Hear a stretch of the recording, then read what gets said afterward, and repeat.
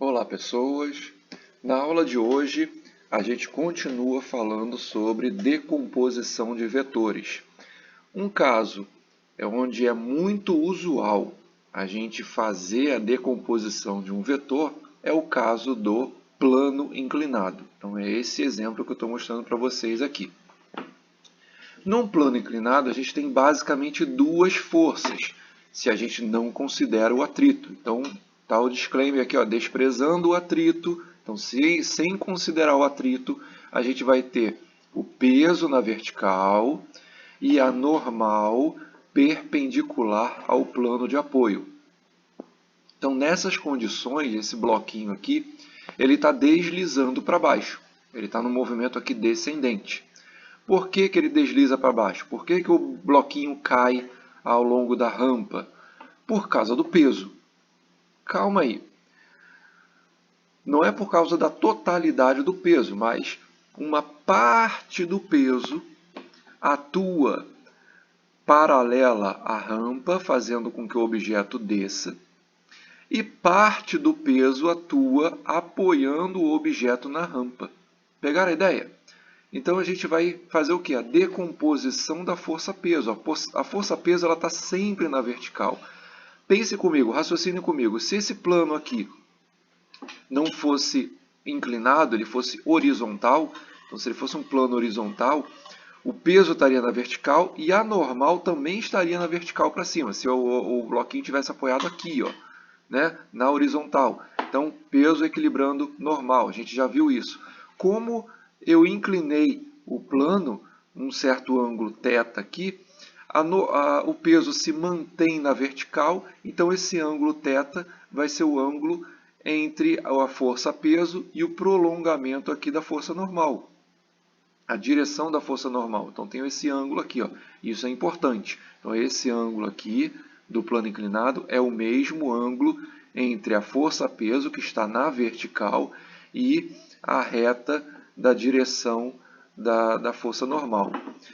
Parte do peso, eu vou decompor o peso em dois componentes. Parte aqui na direção da normal e parte paralela ao plano inclinado. Essa parte paralela ao plano inclinado, visualize aqui, ó, isso aqui é um triângulo. Estou marcando aqui com o mouse, passando o cursor. Essa parte aqui é um triângulo. Então, a componente do peso paralela ao plano, ele faz a função de cateto oposto ao ângulo. Tá? Então, a gente vai usar qual fórmula para achar essa componente paralela? Peso vezes o seno do ângulo. E a componente que está na direção da normal, que está oposta à normal, ela faz o papel de cateto adjacente aqui do ângulo. Então, a componente vai ser peso cosseno do θ. Ah, professor, não lembro trigonometria, quem é cateto oposto, quem é cateto adjacente. Então, a gente usa essa marcação aqui, ó. Imagina um plano cartesiano aqui, colocado no centro do bloco. O que está na direção da normal é o PY, o que está paralelo ao plano é o PX. Podia ser paralelo e perpendicular, o X e o Y aqui é só indicação. Tá? Então, o que está oposto à normal, a gente vai usar o cosseno. O que está na direção paralela ao plano, a gente vai usar o seno. E isso no caso do plano inclinado, tá? Porque o ângulo é esse aqui. Se o ângulo muda de posição, eu posso ter que mudar essas componentes aqui. Então, se vocês pegarem a aula que eu falei sobre projeção de vetores, vocês vão ver que está meio trocado, que lá o ângulo não estava marcado em relação ao que eu estou chamando aqui de eixo Y. Lá o ângulo era marcado em relação ao eixo X. Então, ficava uma fórmula invertida. Não sei se vocês me entenderam, mas volta lá na aula de projeção de vetores que vocês vão entender o que eu estou falando. Na projeção de vetores, eu marquei o ângulo em relação à horizontal. O sistema cartesiano estava na posição correta, vamos dizer assim, né? O eixo Y vertical, o eixo X horizontal. Aqui eu estou com tudo inclinado. O plano cartesiano está aqui, ó, em cima do bloco. Então o eixo X está aqui, paralelo ao bloco, o eixo Y está perpendicular. E o ângulo está em relação ao que eu estou chamando aqui, estou marcando como eixo Y. Tá? Agora, exercício resolvido. Um skatista está num plano inclinado aqui, está naquela situação. O atrito é desprezível, eu tenho peso e normal. Aí ele fala aqui, ó, sabendo que o peso do skatista é 700 newtons, seno de 30 é igual, faltou igual aqui, tá? Isso é coisa do livro, não é minha não. É 0,5 e o cosseno de 30 é 0,87. É o que eu falei para vocês antes. O seno e o cosseno vão ser dados do problema, tá? Se você vai ter que calcular a projeção, esses valores vão ser dados. Então está aqui, ó, exatamente como está lá no primeiro slide. O peso está aqui, ó, na vertical, a normal está inclinado aqui, está perpendicular ao plano, e eu estou fazendo a projeção do peso. Ó. Esse cara aqui está fazendo a função do Px e esse está fazendo a função do Py. Tá? O ângulo aqui, ó, é 30 graus. Ok? Então aqui, ó, na resolução do livro, ele fala, ó, a força resultante, ou seja, a força que está fazendo o skatista cair, não é o peso, é a componente paralela à rampa.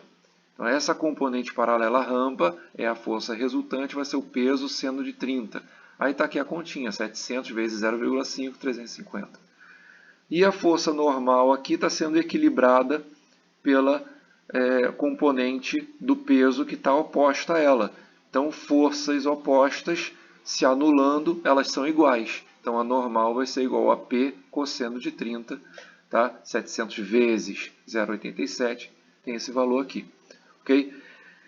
Exercício. Então, vocês vão exercitar. Olhem como é que foi feito isso daqui, vocês vão fazer a mesma coisa nessa situação. O que tem de diferente aqui? Uma corda, só isso. Então, eu tenho peso na vertical, desenhe os vetores aqui, ó. Peso na vertical, normal aqui, ó, perpendicular ao plano. Aí você vai decompor o peso. Uma parte do peso vai estar para baixo, paralela ao plano, e a outra parte do peso oposta à normal. A parte do peso que está oposta à normal vai ser igual ao normal, a parte do peso que está paralela ao plano descendo vai ser igual à força de tração. Tentem resolver, é um exercício, gasta um tempinho aí pensando, vê como é que foi feito o exemplo, tá? E tentem fazer a mesma coisa, tá aqui, ó, faz exatamente essas duas forças que tem aqui, você vai fazer a projeção e vai acrescentar aqui, ó, para cima da rampa a tração, uma vez que aqui tem um cabo aqui, ó, segurando o carro, então bota a tração no problema também. Tudo está em equilíbrio, então não vai ter força resultante diferente de zero, aqui a força resultante é zero, mas você vai ter igualdade entre forças. Mais uma vez, a força normal é igual à componente paralela a ela, que está oposta, e a componente do peso, que é para baixo da rampa, tem que ser igual à força de tração. Faz a igualdade e faz as contas. Ok? Até a próxima.